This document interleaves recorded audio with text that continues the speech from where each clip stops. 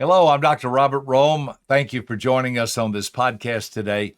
Today, I want to share with you the most powerful thing that you possess that you sometimes miss or overlook. I'm going to go ahead and tell you what it is, and then we're going to talk about it.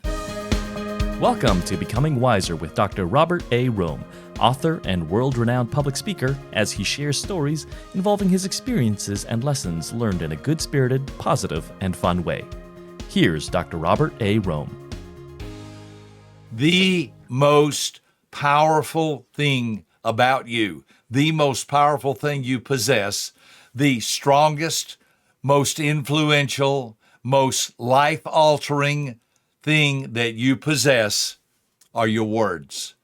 Now, listen carefully. I hope you are not let down by that. I hope you don't go, oh, I was hoping it'd be something really important. Nothing is more important than knowing how to talk correctly. I'm not talking about being a motivational speaker. I'm not talking about being a world famous orator. I'm talking about knowing what to say, knowing how to talk. On a previous podcast a while back, I did the 6 hidden components of effective communication. You might want to go back and listen to that at another time. Today, we're going to dive a little bit deeper. Today, we're going to be talking about the power of your words. Now, here's why I know that this is powerful. People don't get it. People don't understand it. They think, okay, the most powerful thing I possess are my words. All right, that's good. That's fine. That's great. If that's what you say, I believe you. All right, let's move on. No, listen carefully to what I'm saying. I've been speaking for over 7 decades, okay? I was the master of ceremonies at my 5-year-old kindergarten graduation. I'm now 74 years old, so that was a long time ago. I've been speaking, I've been talking, I've been training, I've done a lot of platform presentations. And when I tell people in the audience, the most powerful thing you possess are your words, here's what I see. Nobody writes anything down. Nobody takes anything. It's like, all right, I'm listening. No, I just said it. You just said what? I just said the most powerful, most important, most life-altering, most influential thing you possess are your words. And everybody's like, oh, okay, well, thanks for telling me that. I know, because I have been doing this for so many years, when people listen and something happens in their mind, they'll stop and they'll write something down. Have you ever been driving down the road, or you've ever been somewhere and you think, I believe we're out of milk. I believe we're out of milk. And you get on your phone or you get a piece of paper and you write down milk, or go to your grocery list, milk, eggs, cheese, whatever it is that you write down. Why'd you do that? Well, that was important. I didn't want to forget.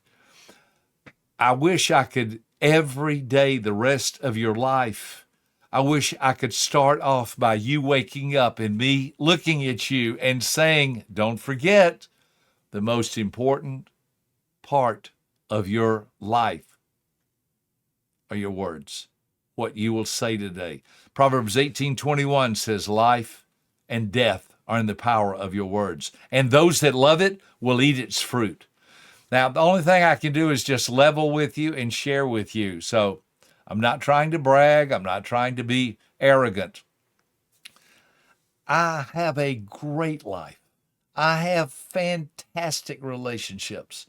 I love my family. I love my staff. I love my team. I'm crazy about my wife. Much of it is because I set the tone by the way I talk to everybody. I have learned, don't be critical, don't be mean, don't be hateful, don't be sarcastic. Someone said sarcasm is the lowest form of wit, often found at the base of an empty skull. Ooh, did you see how I just shared that with you? Sarcasm. I don't find, now you may be the most sarcastic person in the world. And I know there's some comedians that have built their whole career around being sarcastic, and that's okay if that's what they want to do.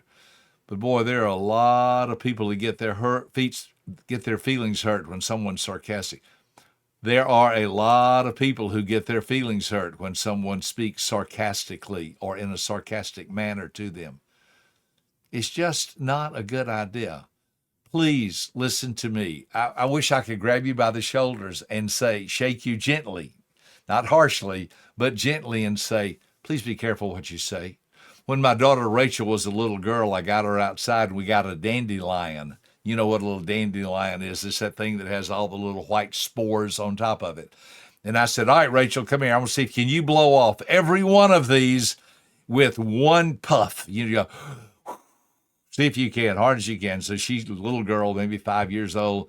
She took a couple of deep breaths and she blew that dandelion, got them all off. And I said, you did it. You did it. I hugged her. She was so excited. I mean, we were in the yard blowing off the spores of a dandelion.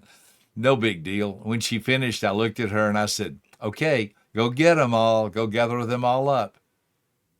She looked at me. She said, what? I said, go pick them all up. She said, well, I don't know where they went. I said, you don't know where they all went? She said, no, they went everywhere. I don't know where they are. I can't see them anymore. I said, Rachel, do you know why God invented dandelions? To remind us that once we say something and it goes out, we can't ever find it. We can't ever get it back. It's gone forever. Now, as a little aside, I was telling that story one night while I was speaking, and a guy came up to me and he said, hey, Dr. Rohm, do you have a lot of dandelions in your yard? I said, yeah, I really do. He said, those spores are like seeds, and when you blow all that off, it goes in your yard. That's why you have more dandelions in their weeds. If you'll quit blowing off all those spores and they'll quit going in your yard, you'll quit having so many dandelions. I laughed. He laughed. He was just kidding. I like having dandelions. They are a great reminder to me. Be careful what you say. Once it goes out, all the king's horses and all the king's men can't get your words back together again. Now, that requires you to do some thinking, doesn't it? That requires you to ask yourself, is what I'm saying, is it good? Is it pure? Is it peaceable? Is it important? How about this? Is it necessary? Sometimes someone does us wrong, and we want to get them back. Somebody says something hateful or mean to you. Well, you want to get them back and say something hateful or mean back. May I tell you something? Evil for evil is devil-like. That's what evil people and evil words created by evil people, that's like the devil. Someone says something mean to you, well, I'm going to say something mean back. That's exactly what the devil would do. You be hateful, I'll be hateful. You be sarcastic, I'll be sarcastic. You be unkind, I'll be more unkind than you will. I'll teach you a lesson or two. Is that the way you want to live your life? Is that the what kind of person you want to be? You see, every word that comes out of your mouth comes out of your mouth because you let those words come out of your mouth. Have you ever heard the expression, boy, I need to learn to bite my tongue? Or, I don't have to say something about everything. One day I was in a training in Atlanta, and I was talking about this topic, the power of our words. And I mentioned that some personalities, primarily the D dominant and the I inspiring, they're both outgoing. So sometimes they speak before they think. They're more outgoing than they are reserved. They tend to talk more than they tend to, wait a minute, let me have a minute to think about that before I respond. Sometimes they react instead of being able to respond. I was talking about that. I said, these people sometimes need to learn to put a guard on their tongue, put a watch over their mouth. So we were talking in the training, and I said, now your S and C types are more reserved, the supportive and cautious. They tend to be a little better at holding their tongue. They tend to be a little better at biting their tongue and their words and being careful about what they say. Well, about that time, one of the S types in the room raised her hand, and she said, Dr. Rohm, this is very true. However, Sometimes I'll lay in bed at night and I'll relive my day in my mind and I'll think to myself, I wish I had said something. I wish I had thought to say something. Somebody said something, somebody else said something else, and I didn't say anything. I should have said something. I should have said something that would take the conversation in a new direction. It was so funny, I'll never forget. From across the room, a high D spoke up and said, "Ha, that's funny. You lay in bed at night and think, I wish I had thought to say something. I lay in bed at night and think, I wish I had thought not to say something." So therefore, you see what I'm talking about. Sometimes we're quick to speak. Isn't it interesting? We have 2 ears and 1 mouth. Does that give you any object lesson? We probably should listen twice as much as we talk. I am a professional talker. So I understand that what I'm saying to you, I have had to painfully learn. Be careful what you say. It's okay to talk. I'm not telling you to, fold up and roll over in the corner and be quiet and never speak the rest of your life. I speak a lot every day. Here's what I've trained myself to do. Don't say anything unkind. Don't talk about other people. I never heard my father talk hateful, mean, or nasty or run another person down. I never remember him teaching me, don't talk about other people. He didn't have to. He lived it. I never remember him to any time ever talking badly. Oh, sure, he talked about other people, but it was always in things they had done that were interesting or things he learned from them or things that were useful or helpful. I just don't remember him being a bitter, mean, hateful person. I'm so glad for that. You see, you are going to learn in life what kind of person you want to be by the words you speak. You choose. Words do not accidentally come out of your mouth. A person who uses curse words said those because that's what they wanted to say. A person who uses bitter, hateful, mean, nasty, sarcastic words said that because that's what they wanted to say. And a person who uses good, pure, positive, helpful, encouraging, edifying, uplifting words, say those because that's what they want to say. I had the privilege of working with Zig Ziglar for several years. Zig's one of my mentors, one of my heroes, and of course, one of my friends.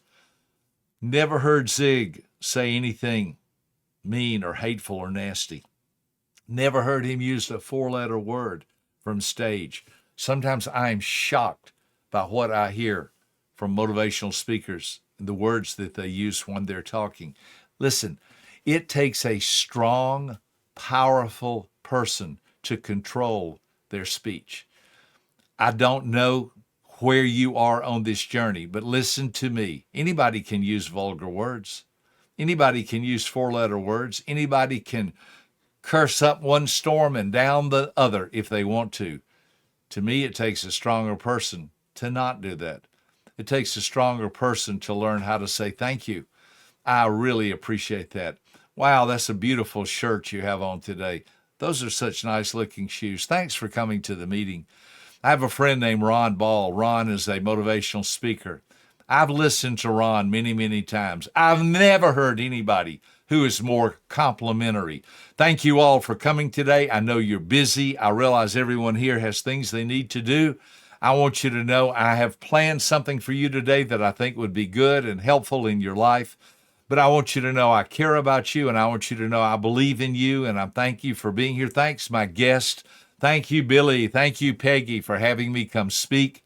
I count it an honor. I know you have trusted me to stand up and speak to your people, and today I'm going to say things that I believe will help them in their personal and professional life. Did you hear what I just did?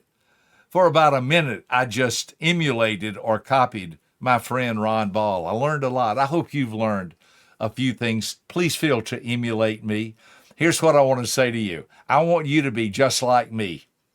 As long as I am a good person who is encouraging others and helping others and not doing things that are hurtful and unkind. There's a verse in the Bible where the Apostle Paul says, I wish everybody were like me as long as I'm following Christ. Isn't that powerful? Isn't that great to know There is a right way to do life, and it all starts with your words.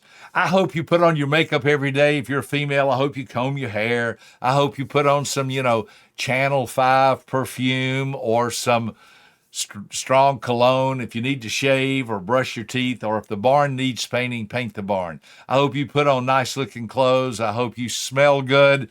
I hope you excel in your work. I hope you make a ton of money. I hope you live happily ever after. All of that will be built upon one thing: the way you talk, your words. Isn't it interesting? And I'm going to close with this. I don't know if this is true, but I'm guessing. The Bible says that God spoke the world into existence. Let there be light. Let there be fish in the water. Let there be fowl upon the earth. Let the trees come forth. I don't know this for sure, but I believe God could have snapped his fingers and done it. I believe he could have nodded his head and done it. Some of us remember I Dream of Jeannie. She would cross her arms and nod her head and something would happen. I believe God could have nodded his head or snapped his fingers and things would have happened. That's not what he did. He spoke it. There's something powerful. Let there be light. Let the earth bring forth life and living creatures and trees and food. Even when Jesus showed up, it says he was called the Word. In the beginning was the Word, and the Word was with God, and the Word was God. Something powerful about words. I just trust that you will raise your awareness. And don't be like the people in my audience when I tell them the most important thing you have is your words, that they sit there and look at me like, okay, I hope you'll be the kind of person that goes, I got it. I understand. And I'm going to put a watch over my mouth and a guard over my lips.